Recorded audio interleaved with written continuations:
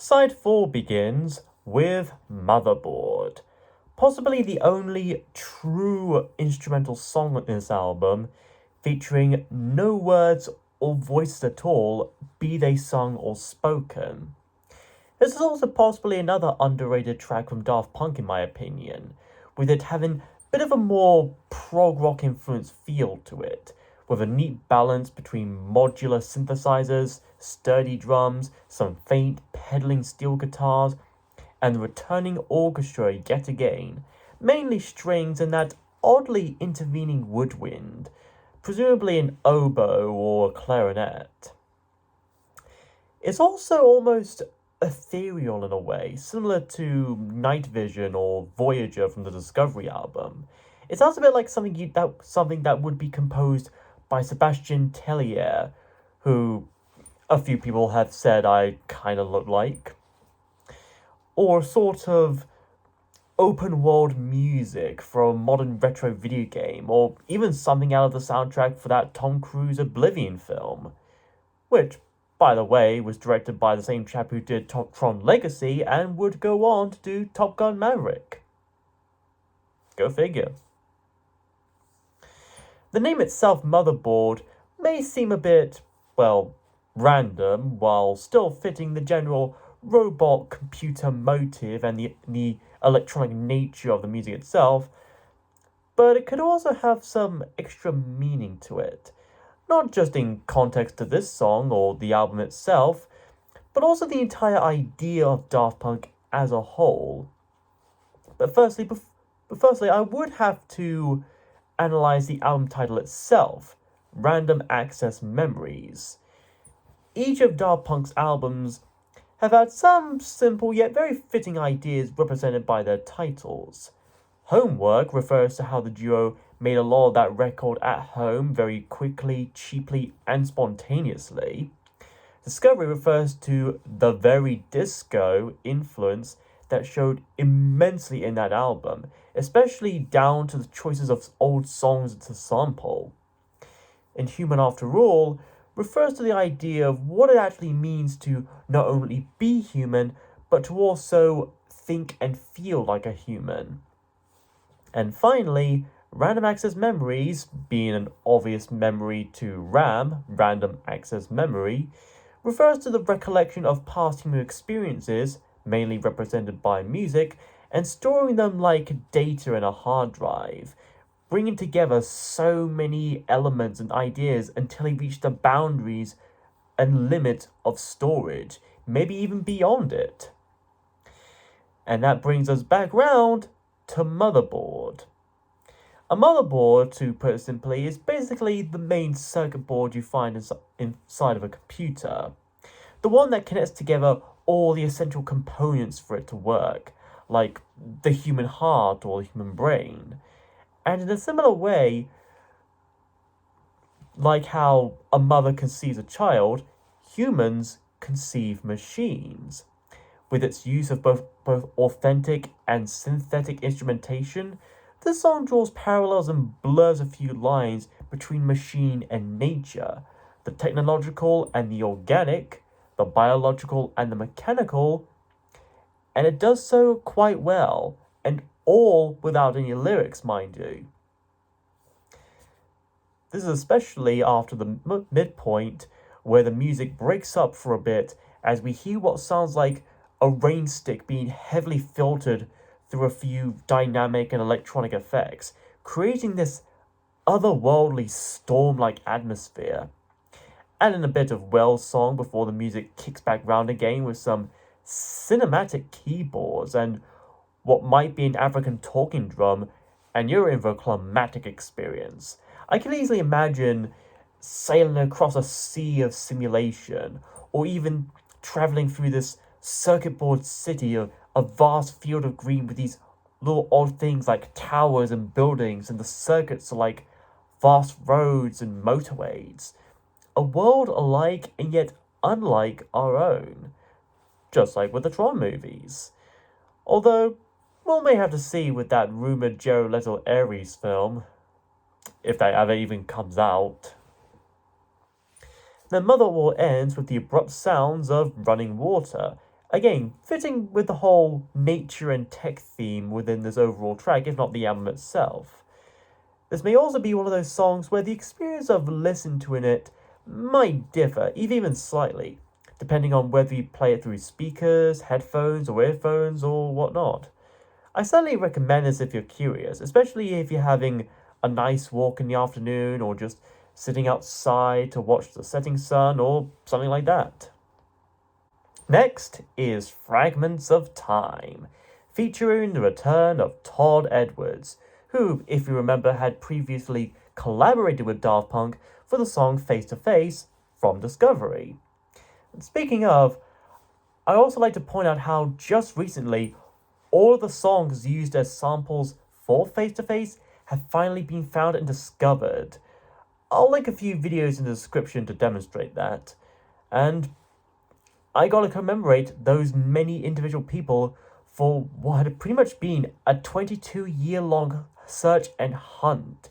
Even after Daft Punk themselves have pretty much just disbanded and moved on to separate ways, a lot of fans still remained on this strange yet unique quest. As the song itself goes, it really didn't make sense just to leave this unresolved. It's not hard to go the distance when you finally get involved face to face. Anyways, back to the song here. Like Give Life to Music and Lose Yourself to Dance, Fragments of Time is a simple piece of majestically groovy music that, while it may not use any samples like Face to Face did, still manages to recapture and emulate Todd's cut-up style, especially in the chorus. The lyrics in question are actually kind of meta when you think about them, and possibly deliberately so, as Todd reminiscence about his experiences traveling across California to meet Daft Punk in the studios to improvise and record some music, and his desire to relive those experiences, those feelings he had at the time. Driving this road down to paradise and letting the sunlight into my eyes. And then he remembered that he should have brought along some sunglasses as well. There's even a close instance of him nearly title dropping the album itself, saying, "Keep building those random memories, turning our days into melodies." He doesn't ever want it to end, but since he can't stay or experience more of this paradise, he'll instead just play back those fragments of time, remembering them in his mind anywhere and everywhere he goes, anything and anything he does. He then gives a little slight wink and tip of hat to both Guy Manuel and Tomas themselves with the line, "Familiar faces I've never seen, live in the gold and the silver dream." And he even expresses an instant feeling of nostalgia, reminding him of how he was like at a younger age, making me feel like I'm 17. Later, we get a pretty nice and pretty sweet, nice guitar solo, if I could even call it that, likely being played through a talk box of sorts, like in Pink Floyd's Pig's 3 different ones. After which, Todd sings one last chorus before the track ends. While it may not have that amount of power that something like One More Time or Get Lucky had, Fragments of Time is still memorable in its own way, and is still a fun, bright, and preppy little tune about rose-tinted nostalgia. Kind of like Daft Punk's own rose-tinted nostalgia for the 70s and 80s. After that, we get to Doing It Right, featuring Panda Bear of the Animal Collective. Now, this is a song that fully embraces and embodies deep simplicity. This, along with Fragments of Time, I would both consider the face-to-face of this album, with Fragments featuring Todd himself and utilizing a bit of his trademark cut-up technique, while this song has a more nightly mood and feel similar to what Face to Face had. To describe it as simply best as I could, it's mostly an a cappella track, with Daft Punk laying out the general melody and chords with just their mere vocals through their trademark vocoder. Doing it right, everybody will be dancing and will be feeling it right and doing it right, so on and so forth, rinse and repeat. Add in a little snare drum machine and sprinkle it out with some reverb effects, and you have possibly the most purely electronic song on the album. Whenever I listen to this musical gem, I can visualize standing and wandering almost alone in this seemingly vast outside area, like a bus stop or a car park, out in the open, well into the dead of night, with only a couple of lampposts about, and this surrounding wall of black pitch and nothingness all around, like complete darkness. I may feel a little bit lost and isolated and even a little bit nervous, but if I play this song in my head or through headphones or earphones, all those fears and anxieties, that paranoia, they all gradually phase out as I find myself grooving to this music, swift and free. Now, as for the lyrics themselves, at least the ones that Panda Bear sings, they're also just as minimal and repeated. If you do it right, let it go all night, shadows on you break out into the light. If you lose your way tonight, that's how you know the magic's right. Like I may say before, it's the most simple lyrics that can have the most of interpretations. And there's certainly quite a bit you can read into this, especially if you're a musician, a dancer, or in some ways both. If you make and play a good enough song and do it right, people will bop along to it. Or if you dance to the music right, you might be able to feel it all. And that's how I would put it here. It's one of the songs you could not only hear, but also feel as well. Doing it right is just right. Enjoy it while you still can. And so our album finally concludes with Contact. This is where we finally reach the end of our journey, not just in this album, but Daft Punk's music overall. This was co-produced by DJ Falcon, who had worked with Tomas from many years back, having formed a brief duo in 2000 called Together, and is the cousin of Alan Brakes, who was a member of Stardust along with Tomas and Benjamin Diamond, who you may know for doing the one-hit wonder Music Sounds Better With You. So it's pretty nice and cool to see and hear old friends working together again to create some fine music. And in case any of you ever wondered if there was any songs on this album that actually sampled anything, this is the only one that does so. Twice, in fact. First being the opening of the 1981 song We Ride Tonight by Australian pop rock band Sherbet, or the Sherbs, and the other being archived audio recordings of astronaut Eugene Cernan, or Cernan, I'm just saying Eugene, during the Apollo 17 mission. Now, I'm sure some people out there will be all like, they're just a bunch of musical plagiarists stealing without credit or permission from a song that I didn't even know about until I looked it up on the internet. Let me enlighten you on that. The Sherbs were informed in advance, gave their permission, were credited, and would achieve royalties from such. Similar case with the Apollo stuff. Daft Punk did manage to contact the folks at NASA and were free to access any of their audio archives so they can pick and choose what they may like to go with. I guess someone at NASA must have been a really big fan. Wouldn't blame them. So they went with one featuring Eugene speaking through an intercom as he witnesses and describes a mysterious object rotating in space far outside his capsule, which soon turned out to be just a piece of space debris from some previous launch. The reason they chose this audio clip was on the logic that since Eugene was the last person to leave the moon on the last landing mission, it would be appropriate to use this as part of the ending song to the album.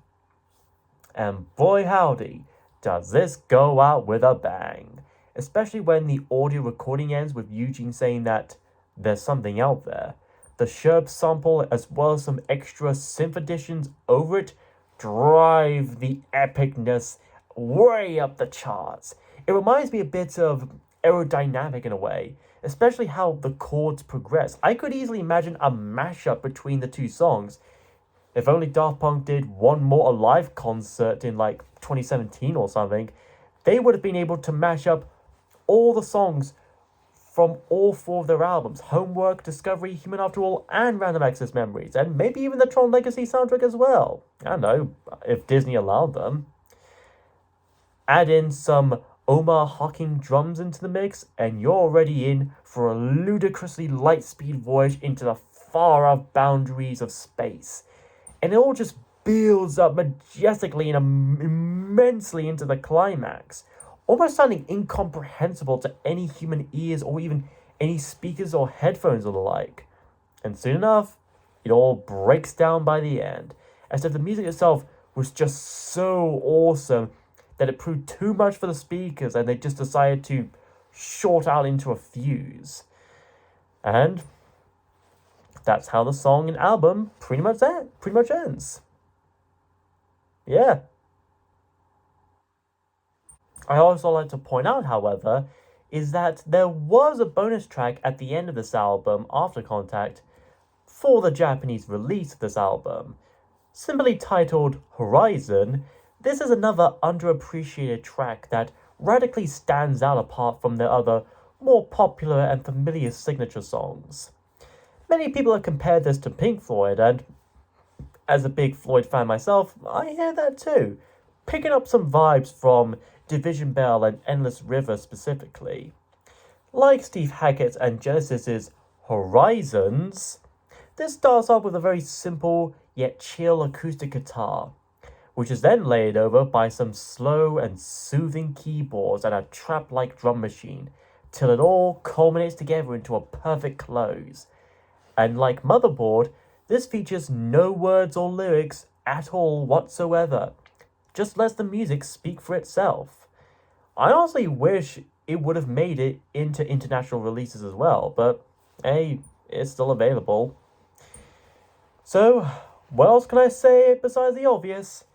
This album is fantastic.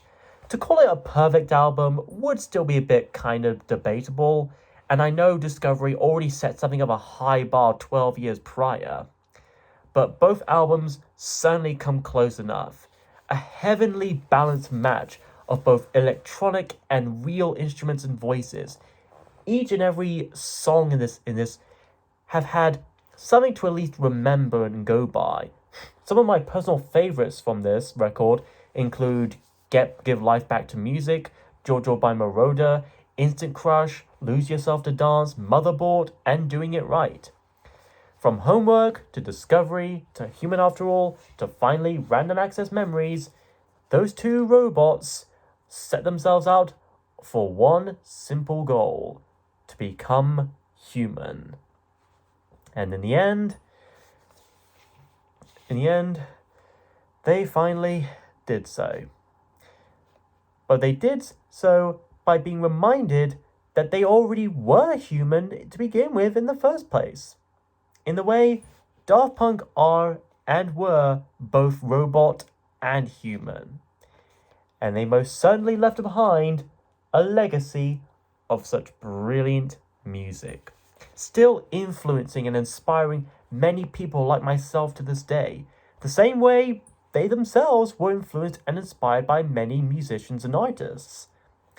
And hey, if they disbanded and split up, at least they went out on good enough terms. They still seem to get along fine as far as I know. And I look forward to whatever project either member may have planned to do in the future, such as Tomas's purely orchestral music for the recent Mythologies ballet. I might check out that and listen to the whole thing if I get the time. So in any case, if you want to be lucky, do it right, and play back those fragments of time, check out this record, Lose Yourself to Dancing, and Give Life Back to Music. All in all, Random Access Memories is a random yet accessible and memorable album. Whew! Boy, was that a doozy. I know this took much longer to get out there than it probably should have, and I probably would have wanted it to. But hey, when you talk about a big double album like this, you get a lot of time to research and script out and stuff. I really need to make up for lost time and do single LPs again so I can maybe get them out on Sundays again. Next time, we're back to Pink Floyd, with the last album to feature Syd Barrett and also the first to feature David Gilmour.